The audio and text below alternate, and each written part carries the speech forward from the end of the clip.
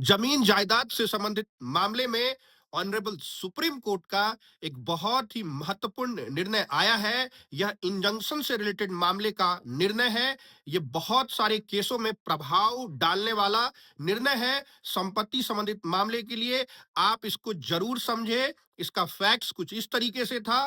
Plaintiff जो है इस केस का, वह कोर्ट से यह आदेश चाह रहा था कि डिफेंडेंट को, विपक्ष पार्टी को, अपोजिट पार्टी को हमारे इस जमीन से रोका जाए, किसी भी तरह का हमें डिस्टर्ब ना करे। जब प्लेंटिफ का जो प्लेंट था, उस प्लेंट में जब पढ़ा गया, देखा गया, तो प्लेंटिफ अपने प्लेंट में जो केस उसने लिखा था उसमें कहीं या नहीं कहा कि इस संपत्ति पर मैं कब्जा में हूं।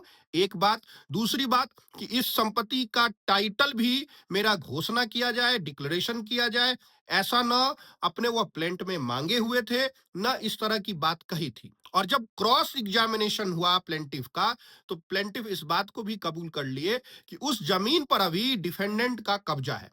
ऐसे में जब प्लेंटिफ यह चाह रहे थे कि उसको हमारे जमीन से विपक्ष पार्टी को रोका जाए, तब कोर्ट, ऑनरेबल सुप्रीम कोर्ट का यह निर्णय हुआ। ऑनरेबल सुप्रीम कोर्ट ने यह हेल्ड किया कि आप सिर्फ इंजंक्शन नहीं मांग सकते हैं जब तक आप डिक्लेरेशन नहीं मांगेंगे कि पहले ये डिक्लेयर करे अदालत कि यह जो टाइटल है ये मेरा है, ये कब्जा ये मेरा है। उसके बाद जब आप कॉन्सिक्वेंशियल रिलीफ मांगेंगे, तब फैक्ट्स को देख के यह निर्णय सुनाएगी, तो यह निर्णय मान्य हो जाएगा।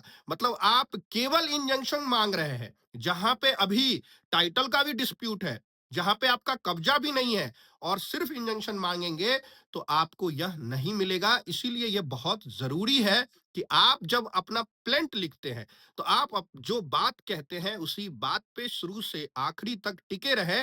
और अगर आपका कब्जा नहीं है तो इस बात को से पहले ये डिक्लेयर कराए कि मेरा टाइटल डिक्लेयर करो, फिर मेरा कब्जा मुझे वापस दो, और फिर इंजंक्शन लगाओ कि अब हमारे इस संपत्ति पर डिफेंडेंट ना आए किसी भी तरह का डिस्टर्ब करने के लिए। मैं यह जजमेंट के बारे में भी आपको लिख दूंगा डिस्क्रिप्शन में, और बहुत इंपॉर्टेंट जजमेंट है, और इसको समझिए और अपने केस में प्रभावी तरीके से लागू करवाइए। बहुत बहुत धन्यवाद।